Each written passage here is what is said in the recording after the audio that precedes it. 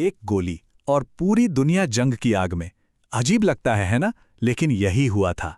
आज हम उसी उलझी हुई कहानी को सुलझाएंगे कि कैसे यूरोप पहले विश्व युद्ध तक पहुंचा, और ये सब शुरू हुआ बस एक धमाके से। चलिए शुरू करते हैं उस चिंगारी से।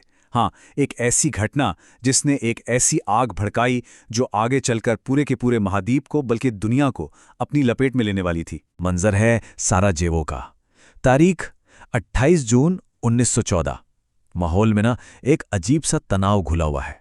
उस दिन वहां जो होने वाला था उसने यूरोप का और दुनिया का नक्शा हमेशा के लिए बदल दिया। और फिर वो हो जाता है। ऑस्ट्रिया हंगरी के होने वाले सम्राट आर्कड्यूक फ्रांज फर्डिनेंड, उनकी हत्या कर दी जाती है। और बस उस एक गोली ने एक ऐसा डोमिनो इफेक्ट शुरू किया जिसे रोकना किसी के बस में नहीं था। लेकिन एक मिनट, यहां एक बात समझनी जरूरी है। ये जो हत्या थी ये सिर्फ एक चिंगारी थी। असली बारूद वो तो सालों से इकट्ठा हो रहा था। तो चलिए थोड़ा टाइम में पीछे चलते हैं और देखते हैं कि उस दिन से पहले यूरोप में ऐसा क्या चल रहा था कि वो इतना खतरनाक बन चुका था। देखिए, उस वक्त का यूरोप दो कैंप में बटा हुआ था। एक तरफ थी ट्रिपल एंटेंट और दूसरी तरफ ट्रिपल अलायंस। और विडंबना देखिए, ये अलायंस सिस्टम बना तो था शांति के लिए, लेकिन इसने महाद्वीप को दो दुश्मन खेमों में बांटकर और भी ज्यादा खतरनाक बना दिया था। तो पहले बात करते हैं ट्रिपल एंटेंट की। इसमें कौन कौन था? फ्रांस था, जो जर्मनी से अपनी सुरक्षा को लेकर हमेशा चिंतित रहता था। फिर था रूस, जो स्लाविक देशों का प्रोटेक्टर बनना चाहता था। और हाँ, ब्रिटेन को जर्मनी की बढ़ती नेवल पावर से परेशानी थी। तो इन तीनों के कॉमन इंटरेस्ट ने इन्हें एक साथ ला दिया। अब आते हैं दूसरे कैंप पर, ट्रिपल अलायंस। यहां आगे था जर्मनी, जिसका सपना था यूरोप की सबसे बड़ी पावर बनने का। उसके साथ था ऑस्ट्रिया हंगरी, एक ऐसी एम्पायर जो अंदर से टूट रही थी, राष्ट्रवादी आंदोलनों से जूझ रही थी। और इटली? इटली का मामला थोड़ा अलग था। वो हमेशा अपने फायदे के हिसाब से अपनी लॉयल्टीज बदलता रहता था। अब चलिए यूरोप के उस हिस्से पर फोकस करते हैं जहां सबसे ज्यादा तनाव था, जैसे कोई ज्वालामुखी फटने को तैयार हो। ये इलाका था बाल्कन का। उस समय इसे यूरोप का बारूद का ढेर कहा जाता था। तो बारूद का ढेर, ये नाम क्यों पड़ा? क्योंकि यहां राष्ट्रवाद की आग बहुत तेजी से फैल रही थी। अलग अलग ग्रुप आजादी चाहते थे, और इस सबके बीच रूस और ऑस्ट्रिया हंगरी जैसी बड़ी ताकतें इस एरिया में अपना कंट्रोल बढ़ाने के लिए एक दूसरे से टकरा रही थीं। सही मायनों में ये एक टाइम बॉम्ब था, जिसकी टिक टिक साफ सुनाई दे रही थी। और इस पूरे तनाव के सेंटर में जो कॉन्फ्लिक्ट था, वो था सर्बियन नेशनलिज्म और ऑस्ट्रो हंगेरियन एम्पायर के बीच। एक तरफ सर्बिया, जो सभी साउथ स्लाव्स को एक देश में जोड़ना चाहता था, और दूसरी तरफ ऑस्ट्रिया हंगरी, जिसे डर था कि अगर ऐसा हुआ तो उसकी अपनी एम्पायर ही टुकड़े टुकड़े हो जाए। और इसी माहौल में ब्लैक हैंड जैसे नेशनलिस्ट ग्रुप बन रहे थे। उनका मकसद बिल्कुल साफ था, सर्बियन लोगों को एक करना। और इसके लिए जरूरी था ऑस्ट्रो हंगेरियन शासन को चुनौती देना, उन्हें कमजोर करना। और उनके इस प्लान का सबसे बड़ा टारगेट कौन बना? एम्पायर के वारिस आर्कड्यूक फ्रांज फर्डिनेंड। तो चलिए अब वापस उस हत्या के ठीक बाद के माहौल में लौटते हैं। यहां पर आता है कहानी का सबसे बड़ा टर्निंग पॉइंट।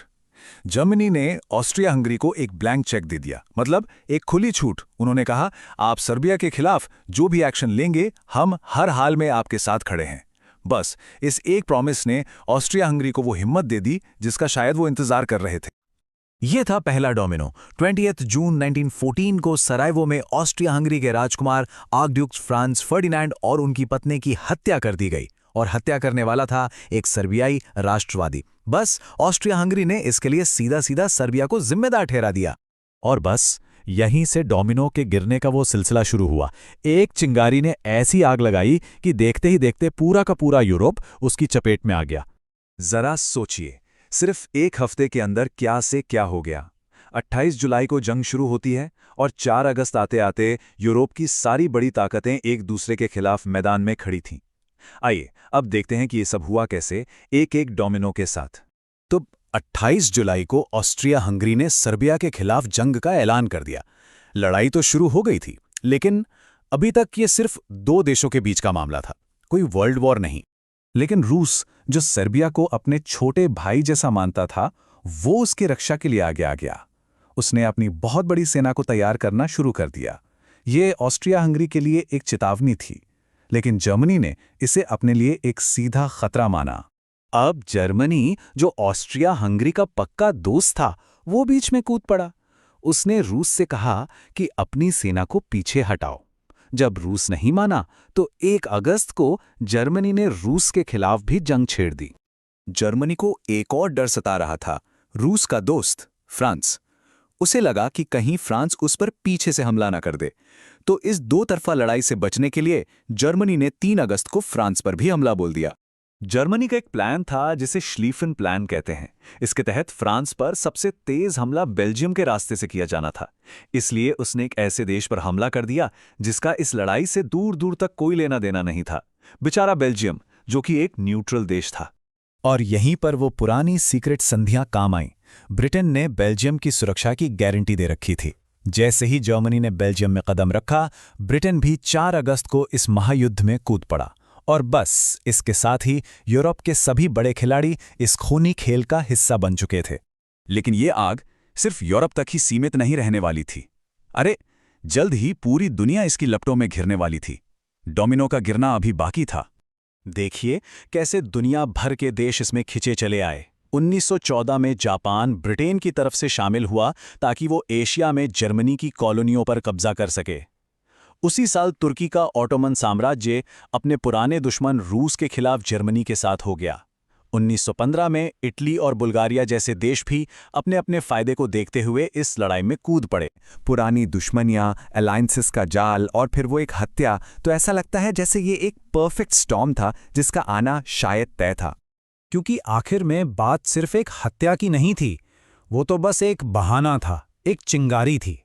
असली वजह थी वो टक्कर 2 अलायंसेस के बीच, साम्राज्य बढ़ाने की होड़ जिसे इंपीरियलिज्म कहते हैं, हथियारों की दौड़ यानी मिलिटरिज्म, और सबसे बढ़कर नेशनलिज्म, अपने देश को सबसे ऊपर रखने का वो जुनून। सारा सामान तो पहले से ही तैयार था, बस चिंगारी लगने की देर थी। देखिए, जर्मनी को तो पूरा यकीन था कि वो फ्रांस को बस कुछ ही हफ्तों में हरा देगा, खेल खत्म। लेकिन सितंबर 1914 में हुई मार्न की लड़ाई, इसने जर्मनी के सारे प्लान पर पानी फेर दिया। फ्रांस और ब्रिटेन की सेनाओं ने मिलकर जर्मन आर्मी को पेरिस के ठीक बाहर रोक लिया। और बस उसी पल ये साफ हो गया कि ये जंग बहुत लंबी और बहुत खूनी होने वाली है। और यहीं से युद्ध का पूरा चेहरा ही बदल गया। एक नए तरह की लड़ाई शुरू हुई जिसे कहते हैं ट्रेंच वॉरफेयर, मतलब खाइयों का युद्ध। जरा सोचिए, दोनों तरफ के सैनिक मीलों लंबी खाइयों में महीनों तक पड़े रहते थे। इन खाइयों से बाहर निकलकर आगे बढ़ना सीधे सीधे मौत को गले लगाने जैसा था। जमीन का एक एक इंच जीतने के लिए हजारों जानें चली जाती थीं। अब एक दिलचस्प बात यह है कि यूरोप में यह जंग 2 बिल्कुल अलग अलग तरीकों से लड़ी जा रही थी। एक था वेस्टर्न फ्रंट यानी पश्चिमी मोर्चा। यहां फ्रांस और जर्मनी की सेनाएं खाइयों में थीं और लड़ाई मानो एक जगह जम सी गई थी, हिल ही नहीं रही थी। दूसरी तरफ था ईस्टर्न फ्रंट यानी पूर्वी मोर्चा। यहां रूस का सामना जर्मनी और ऑस्ट्रिया हंगरी से था और ये लड़ाई बहुत ज्यादा डायनामिक थी। मतलब यहां सेनाएं बड़े बड़े इलाकों में मूव कर रही थीं और फ्रंट लाइंस लगातार बदल रही थीं। तो चलिए अब जरा उन तकनीकों और स्ट्रैटेजीज को देखते हैं जिन्होंने इसे इतिहास की सबसे खतरनाक लड़ाइयों में से एक बना दिया। जर्मनी की पूरी स्ट्रैटेजी एक ही प्लान पर टिकी थी, श्लिफन प्लान। और आइडिया देखा जाए तो बड़ा सिंपल था। एक ही वक्त पर 2 तरफ मत लड़ो। पहले बेल्जियम के रास्ते जाकर फ्रांस पर धावा बोलो और उसे जल्दी से हरा दो, और फिर अपनी पूरी ताकत लगाकर पूर्व में रूस से निपटो, क्योंकि रूस को अपनी भारी भरकम सेना तैयार करने में वैसे भी ज्यादा टाइम लगना था। लेकिन प्लान्स तो कागज पर ही अच्छे लगते हैं, है ना? असलियत तो कुछ और ही थी, बहुत ही भयानक। ये जो लाइनें हैं, कीचड़, पानी, कीड़े, ये खाइयों की उस नर्क जैसी सच्चाई को दिखाती हैं, जहां सैनिकों को दुश्मन की गोली से ज्यादा डर कीचड़, बीमारी और उस कभी न खत्म होने वाले इंतजार से लगता था। इस चीज ने उन्हें अंदर तक मेंटली और फिजिकली पूरी तरह से तोड़कर रख दिया था। और इस युद्ध में मौत के ऐसे ऐसे नए हथियार सामने आए जिनके बारे में किसी ने सोचा भी नहीं था। मशीन गनें जो मिनटों में हजारों सैनिकों को ढेर कर सकती थी, भारी भरकम तोपें जिनकी बमबारी से जमीन का नक्शा ही बदल जाता था। पहली बार क्लोरीन और मस्टर्ड जैसी जहरीली गैस का इस्तेमाल हुआ, और फिर इस खाइयों की लड़ाई के डेडलॉक को तोड़ने के लिए मैदान में उतरे वो लोहे के राक्षस जिन्हें हम आज टैंक कहते हैं। अब ये सिर्फ यूरोप की लड़ाई नहीं थी, ये एक वर्ल्ड वॉर, एक विश्व युद्ध बन चुका था। और इसका मतलब था कि ब्रिटेन और फ्रांस जैसी ताकतों ने अपने अंपायर के हर कोने से सैनिक बुलाए, भारत से, अफ्रीका से, ऑस्ट्रेलिया से लाखों सैनिक। ये वो लोग थे जिनका यूरोप की इस लड़ाई से सीधे तौर पर कोई लेना देना नहीं था, लेकिन उन्हें अपने घरों से हजारों मील दूर एक अनजान जमीन पर लड़ने के लिए भेज दिया गया। ये जंग सिर्फ जमीन पर नहीं लड़ी जा रही थी, समंदर भी एक बहुत बड़ा बैटल ग्राउंड बन चुका था। एक तरफ नेवी ब्लॉकेड लगा रही थी तो दूसरी तरफ जर्मनी की यू बोट्स यानी पनडुब्बियां दुनिया भर के इंपोर्टेंट जहाज़ों को डुबो रही थीं। इससे ग्लोबल ट्रेड की तो कमर ही टूट गई। और अब सबसे बड़ा सवाल यह था कि जो देश न्यूट्रल थे वो कब तक इस आग से खुद को बचा पाते। जब 1914 में ये महायुद्ध शुरू हुआ था ना, तो हर किसी को यही लग रहा था, अरे कुछ महीनों की ही तो बात है, सब ठीक हो जाएगा। पर ये उम्मीदें ये बहुत बुरी तरह टूटने वाली थी। और बस यहीं पर एंट्री होती है साल 1915 की। ये एक टर्निंग पॉइंट था। ये वो साल था जब एक छोटी सी लड़ाई का जो ख्वाब था ना, वो टूट गया और सामने आकर खड़ी हो गई एक अंतहीन, एक क्रूर जंग की भयानक सच्चाई। जो लड़ाई पहले सिर्फ यूरोप की लग रही थी, वो अब एक ग्लोबल लड़ाई बन चुकी थी। पुरानी रणनीतियों की जगह अब ले ली थी बेहद खौफनाक नई टेक्नोलॉजी ने। और इस नई भयानक सच्चाई का अगर कोई चेहरा था, कोई सिंबल था, तो वो था वेस्टर्न फ्रंट। मतलब फ्रांस और बेल्जियम में फैला हुआ खाइयों का नर्क यहीं पर आकर जंग जैसे थम सी गई थी और बेहद क्रूर हो चुकी थी। इसी को कहते हैं ट्रेंच वॉरफेयर यानी खाई युद्ध। सोचिए, दोनों तरफ की फौजें मीलों लंबी खोदी हुई खाइयों में बस फंसी हुई हैं। न कोई आगे जा पा रहा है, न कोई पीछे। एक डेडलॉक बन गया था और एक एक इंच जमीन के लिए हजारों लाखों जानें दी जा रही थी। जरा एक पल के लिए उस खाई में मौजूद एक सैनिक की जगह खुद को रखकर देखिए। दिन रात बमों की बारिश हो रही है, हर तरफ से मशीन गन की गोलियां चल रही हैं, चारों तरफ सिर्फ कीचड़ और बीमारियां हैं, खाना पानी दवाइयां कुछ भी पूरा नहीं पड़ रहा। ये किसी बुरे सपने से कम नहीं था, एक ऐसा सपना जो कभी खत्म ही नहीं हो रहा था। और इस तबाही का, इस नर्क का अगर कोई सबसे बड़ा, सबसे भयानक उदाहरण देखना हो तो वो है 1916 की बैटल ऑफ द सोम। इस एक लड़ाई ने दुनिया को दिखा दिया कि एक इंडस्ट्रियल वॉर, एक मॉडर्न वॉर कितनी ज्यादा विनाशकारी हो सकती है। लाखों, बस ये एक शब्द काफी है सोम्मे की लड़ाई की भयावहता को समझने के लिए। सिर्फ एक लड़ाई में 10 लाख से ज्यादा सैनिक या तो मारे गए या फिर बुरी तरह घायल हुए। ये आंकड़ा इतना बड़ा था, इतना चौंकाने वाला था कि इसने हमेशा हमेशा के लिए जंग की क्रूरता की परिभाषा ही बदल दी। तो एक तरफ तो था वेस्टर्न फ्रंट, जहां जिंदगी लगभग बेमायने हो चुकी थी, लेकिन ठीक उसी वक्त ईस्टर्न फ्रंट पर यानी पूर्वी मोर्चे पर कहानी बिल्कुल अलग थी। वहां रूस एक बिल्कुल ही अलग लेकिन उतनी ही तबाहकुन चुनौती से जूझ रहा था। देखिए, वेस्टर्न फ्रंट पर तो सब कुछ जैसे जम गया था, खाइयों में फंसा हुआ था, लेकिन ईस्टर्न फ्रंट वो बहुत डायनामिक था। वहां सेनाएं तेजी से मूव कर रही थी, कभी कोई बड़ी जीत हासिल कर रहा था तो कभी किसी को बड़ी हार मिल रही थी। पर रूस के लिए ये जो उथल पुथल थी ना, ये उसके अपने ही देश के अंदर एक बहुत बड़े संकट को जन्म दे रही थी। रूस की किस्मत का पहिया ना बहुत तेजी से घूम रहा था। 1914 में उन्हें ऑस्ट्रिया हंगरी के खिलाफ कुछ शुरुआती कामयाबी मिली, लेकिन 1915 आते आते जर्मनी के बेहतर हथियार और बेहतर रणनीति ने उन्हें पीछे धकेलना शुरू कर दिया। और फिर 1916 तक भारी नुकसान और हर तरफ कमी की वजह से देश के अंदर ही एक बड़ा संकट खड़ा हो गया था। और ये बात बिल्कुल सच साबित हुई। जंग के मैदान पर मिल रही लगातार हार और भारी नुकसान ने रूस के अंदर राजनीतिक अस्थिरता के वो बीज बो दिए थे जिनसे 1917 की रूसी क्रांति का पेड़ उगने वाला था। जार का शासन अब खतरे में था। अच्छा, अब जरा जंग के एक और पहलू को देखते हैं जिसने इसकी क्रूरता को कई गुना बढ़ा दिया, और वो थी टेक्नोलॉजी। नए हथियारों ने युद्ध के मैदान को पहले से कहीं ज्यादा खतरनाक और जानलेवा बना दिया था। ये सब शुरू हुआ 1915 में इप्र की लड़ाई से। यहीं पर जर्मनी ने पहली बार बड़े पैमाने पर जहरीली गैस, क्लोरीन गैस का इस्तेमाल किया। बस यहीं से केमिकल वॉरफेयर यानी रासायनिक युद्ध का एक नया और बेहद खौफनाक दौर शुरू हो गया। सोचिए, क्लोरीन गैस जो दम घोट देती थी, या मस्टर्ड गैस जो त्वचा, आंखें, फेफड़े सब कुछ जला देती थी। इन गैसों का असर सिर्फ जिस्म पर नहीं था, इसने फौजियों के दिमाग में एक ऐसा डर बिठा दिया था जो शायद गोली के डर से भी बड़ा था। ये एक ऐसा दुश्मन था जो दिखाई नहीं देता था, जो हवा में तैरकर कहीं से भी हमला कर सकता था। तो अब सवाल ये था कि इस खूनी गतिरोध का, इन खाइयों के जाल का क्या किया जाए। इसी का जवाब ढूंढते हुए ब्रिटिश आर्मी ने एक नई चीज बनाई, एक नया हथियार जिसे दुनिया ने टैंक के नाम से जाना। इसका मकसद बिल्कुल साफ था। पहला, दुश्मन की खाइयों को आसानी से पार कर जाना। दूसरा, उनकी मजबूत डिफेंस लाइनों को तोड़ देना। और तीसरा, पीछे से आ रहे पैदल सैनिकों को कवर देना, उन्हें बचाना। ये एक कोशिश थी युद्ध का पूरा खेल बदलने की। लेकिन ये लड़ाई सिर्फ सरहदों पर या खाइयों में नहीं लड़ी जा रही थी। इसका असर बहुत गहरा था। ये हर शहर, हर घर, हर एक आम इंसान की जिंदगी में घुस चुकी थी। ये अब एक टोटल वॉर बन गया था। और ये समझना बहुत जरूरी है, जंग अब सिर्फ जंग के मैदान तक सीमित नहीं थी।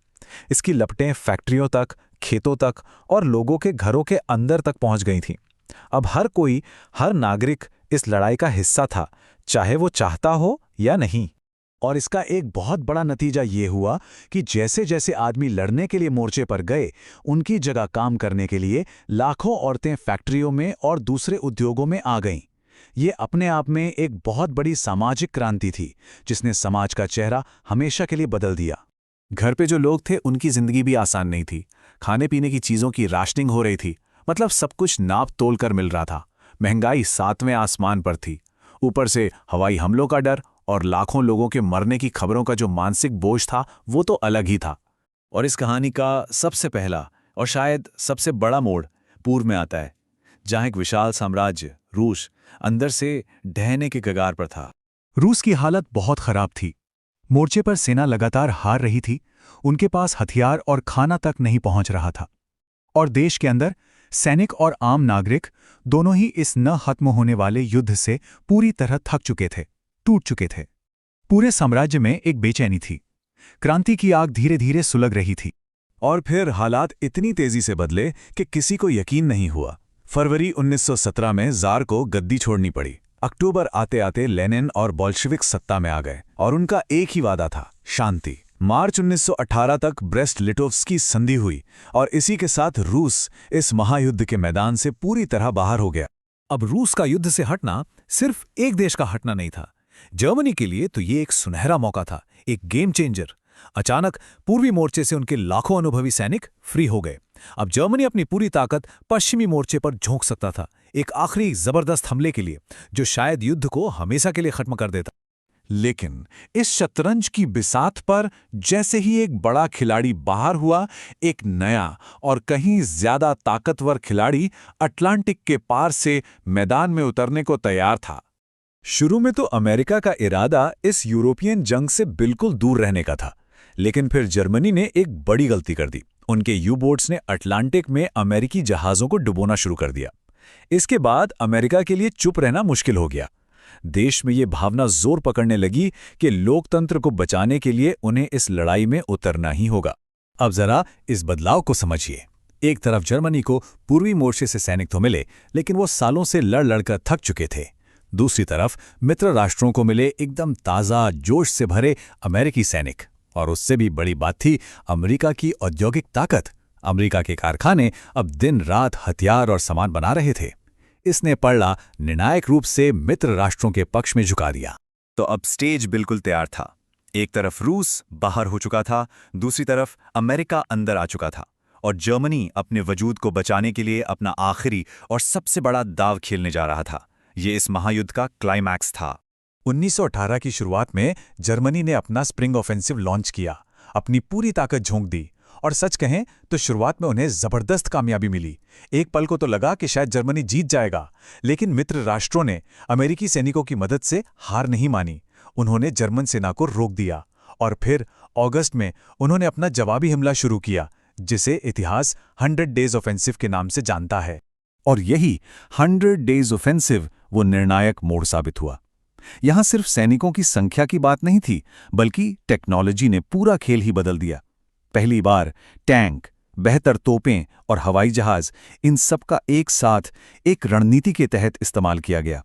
इस नई आक्रामक शैली ने खाइयों के उस 4 साल पुराने गतिरोध को हमेशा के लिए तोड़ दिया और जर्मन सेना को पीछे हटने पर मजबूर कर दिया। तो युद्ध खत्म हो रहा था, लेकिन जब इसकी आग ठंडी हुई तो एक ऐसी दुनिया सामने आई जो पहले जैसी बिल्कुल नहीं थी। तो जब धूल बैठी तो दुनिया आखिर दिख कैसे रही थी? इस युद्ध की इंसानी कीमत सोच से भी परे थी। लगभग 1,70,00,000 जाने गईं, सैनिक और आम नागरिक मिलाकर। ये सिर्फ एक नंबर नहीं है, ये उन लाखों कहानियों का अंत था जो कभी पूरी नहीं हो सकी। और फिर वो पल आया, 11 नवंबर 1918 को सुबह ठीक 11 बजे। 4 साल की तबाही के बाद यूरोप के मैदानों पर बंदूकें आखिरकार खामोश हो गईं। महायुद्ध खत्म हो गया था। लेकिन जंग के बाद जो शांति आई वो बहुतों के लिए कड़वा घूंट थी। वर्साई की संधि ने युद्ध की सारी जिम्मेदारी जर्मनी पर डाल दी। उस पर इतना भारी जुर्माना लगाया गया कि उसे चुकाना नामुमकिन था और उसकी सेना को लगभग खत्म कर दिया गया। इस संधि ने न सिर्फ यूरोप का नक्शा बदल दिया, बल्कि ऑस्ट्रो हंगेरियन, ऑटोमन और रूसी जैसे सदियों पुराने साम्राज्यों को भी इतिहास के पन्नों में दफन कर दिया। देखिए, पुराने साम्राज्य तो जैसे ताश के पत्तों की तरह ढह गए। ऑस्ट्रिया हंगरी साम्राज्य टूट गया और ऑस्ट्रिया हंगरी, चेकोस्लोवाकिया जैसे देश बने। रूस में क्रांति हो गई और सोवियत संघ बन गया। और जो विशाल ऑटोमन साम्राज्य था, उसके खत्म होने पर तुर्की और मिडिल ईस्ट के कई नए देश उभरे, जिनकी छींची हुई सीमाएं आज तक झगड़े की जड़ बनी हुई हैं। युद्ध के बाद एक कोशिश हुई कि दोबारा ऐसा कभी ना हो। इसके लिए बनाया गया लीग ऑफ नेशंस। दुनिया में शांति कायम करने के लिए ये एक बहुत बड़ी पहल थी, लेकिन ये कामयाब नहीं हो सका। क्यों? क्योंकि अमेरिका जैसे बड़े देश इसका हिस्सा नहीं थे और इसके पास किसी को रोकने की असली ताकत नहीं थी। हाँ, ये फेल जरूर हुआ, लेकिन इसी ने भविष्य के यूनाइटेड नेशंस की नींव रखी।